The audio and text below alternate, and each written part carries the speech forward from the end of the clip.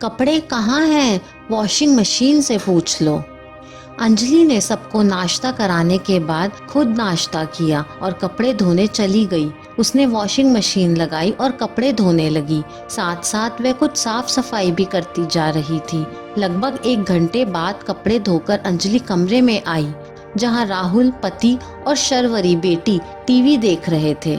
आज तो धोने के लिए बहुत कपड़े थे। अंजलि ने राहुल से कहा, अरे तो कौन सा हाथ से धोने थे, मशीन को ही तो धोने थे। राहुल ने कहा, तुमसे तो कुछ कहना ही बेकार है। अंजलि ये कहकर अपने लिए चाय बनाने चली गई। अंजलि चाय पीते हुए टीवी देखने लगी। तभी उसकी बेटी शर्वरी, जो लगभग 12 साल की है, उसके पास आई और कहने लगी, मम्मी मुझे बहुत भूख लग रही है, आज जल्दी खाना बना दो। अंजलि ने कहा, बेटा अभी ठहरो, मठरी बिस्कुट कुछ खा लो, मैं थोड़ी देर में खाना बनाती हूँ। नहीं, मुझे ये सब नहीं खाना, मुझे खाना ही खाना है, शर्वरी ने कहा। अंजलि ने कहा, अभी तो मैं कपड़े धोकर आई हूँ, थक गई हूँ, आधे घंटे बाद बनाऊंगी। अरे मम्मी तुम कैसे थक गई? कपड़े तो वॉशिंग मशीन धोती है। पानी और वॉशिंग मशीन पाउडर डालकर कपड़े डाल दो और फिर तो मशीन करती है जो भी करती है, आप थोड़े ही ना धोती हो, शर्वरी ने कहा। तुम बहुत बोलने लगी हो शर्वरी, मशीन कपड़े धोती है, मेरी तो कोई मेहनत ही नहीं लगती, अंजलि ने कहा। ये सब जो तुमने अभी मुझसे कहा था वही बेटी बोल रही है, अंजलि ने राहुल से कहा। अरे मैं तो मजाक में बोल रहा था, तुम तो बुरा मान गई। शर्वरी मम्मी से ऐसे नहीं बोलते, देखो मैंने उसे डांट भी दिया, राहुल ने कहा। अंजलि वहाँ से उठी और खाना बनाने चली गई। अंजलि ज्यादातर सप्ताह में 2 बार मशीन लगाती है, तब भी धोने के लिए बहुत कपड़े इकट्ठे हो जाते हैं। अंजलि के परिवार में सासू माँ, 2 बच्चे, पति और एक ननंद है। ऐसे ही एक दिन अंजलि की ननंद शिखा टूर से वापस घर आती है और सारे गंदे कपड़े धोने को रख देती है।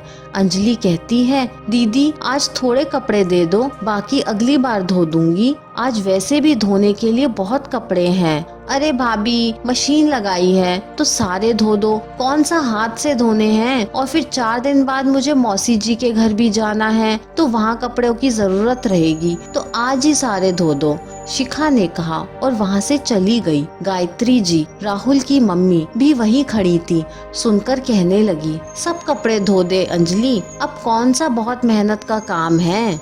सब कपड़े धो दे अंजलि, अब कौन सा मेहनत का काम है। अंजलि को यह सुनकर बहुत बुरा लगा। उसे राहुल और शर्वरी का कहा हुआ भी याद आने लगा। अगले दिन सुबह को जब शर्वरी स्कूल जाने के लिए तैयार हो रही थी तो उसने अंजलि को आवाज लगाते हुए पूछा, मम्मी मेरी यूनिफॉर्म कहाँ है, मिल नहीं रही। अंजलि ने कोई जवाब नहीं दिया। शर्वरी ने फिर पूछा तो अंजलि ने कहा, वॉशिंग मशीन से पूछ लो। तभी राहुल भी अपने कपड़ों के लिए पूछते हुए अंजलि के पास आया।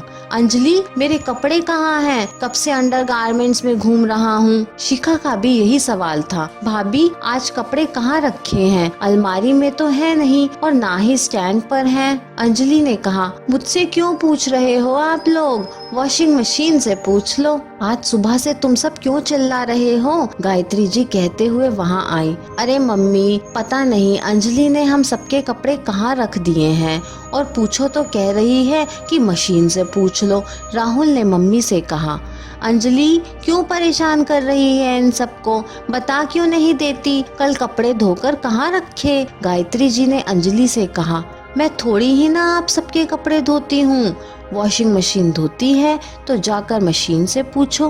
कहते हुए अंजलि किचन में चली गई। शिखा, राहुल और शर्वरी वॉशिंग मशीन के पास आए और राहुल ने जैसे ही मशीन को खोला उसमें पड़े कपड़ों से बहुत बदबू आ रही थी। अरे ये क्या, मशीन में कितनी बदबू आ रही है, पानी में कपड़े पड़े हैं क्या, धोना भूल गई।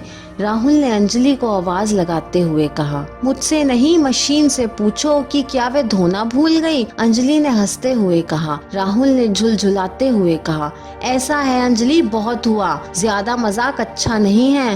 देखो उस दिन तुम्ही ने मुझसे कहा था कि कौन सा हाथ से धोने पड़ते हैं कपड़े, मशीन ही तो धोती है। और यही बात दीदी ने मुझे कही थी कि मशीन है तो चाहे जितने कपड़े धोते रहो। मम्मी जी ने भी मुझे कहा कौन सा मेहनत का काम है।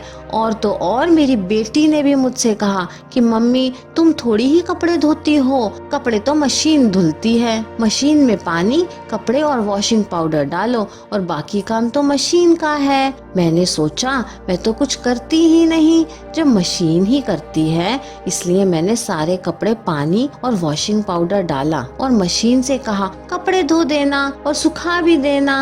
अब आप सब जानो और मशीन जाने, मैं कुछ नहीं जानती। अंजलि ने कहा। सबको अपनी गलती समझ में आने लगी। सबसे पहले शर्वरी ने कहा मम्मी मुझे भूख लगी थी इसलिए कह दिया। सॉरी मम्मी, आगे से नहीं कहूँगी। आगे से नहीं कहूँगी से मतलब ही नहीं है, बोलने से पहले कुछ सोचना समझना चाहिए। ऐसा तो नहीं है तुमने मुझे कपड़े धोते नहीं देखा है। मैं पानी लगाती हूँ, साबुन और कपड़े डालती हूँ। जब कपड़े साबुन में धुल जाते हैं तो उन्हें हाथ से निचोड़कर स्पिनर में पानी से साफ करने के लिए डालती हूँ। कभी कभी पानी कम होता है तो बाल्टी में पानी भरकर कपड़े निकालती हूँ। जब कपड़े निचुड़ जाते हैं तो उन्हें सुखाती भी हूँ। जो कपड़े ज्यादा गंदे होते हैं उन्हें हाथ से या ब्रश से रगड़कर साफ भी करती हूँ। और आप सबके अनुसार इस सब में मेहनत और समय कहाँ लगता है? क्या ये सब भी मशीन ही कर देती है? अंजलि ने कहा। सॉरी मम्मी, अब कभी इस तरीके से बात नहीं करूंगी।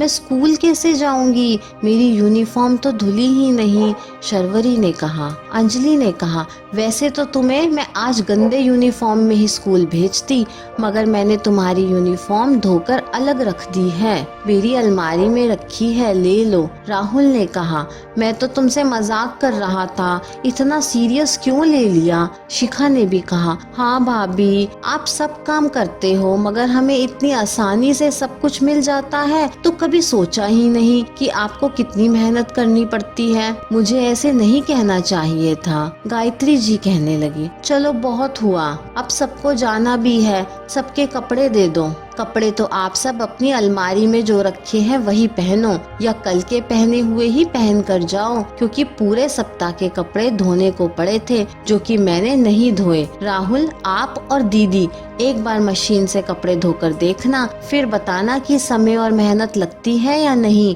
अंजलि ने कहा। गायत्री जी ने कहा मेरे कपड़े तो धोए हैं ना? अरे मम्मी, इसी बहाने आप भी आज नई साड़ी पहन लीजिए, अंजलि ने कहा। जब राहुल ऑफिस और शिखा कॉलेज जा रही थी तो अंजलि ने हंसते हुए कहा आज तो आप दोनों बड़े चमक रहे हैं इन नए नए कपड़ों में। आज हम महिलाएं काम में मशीनों की मदद लेती हैं, तो यही सुनने को मिलता है कि सब काम तो मशीन करती है। बेशक मशीन से हमें बहुत मदद मिलती है, पर ये नहीं है कि सब काम मशीन ही कर देती है। ये कहानी आपको कैसी लगी मुझे कमेंट करके ज़रूर बताइए। कहानी पसंद आई हो तो लाइक, शेयर और चैनल को सब्सक्राइब करना ना भूलें। कहानी सुनने के लिए आपका बहुत बहुत धन्यवाद।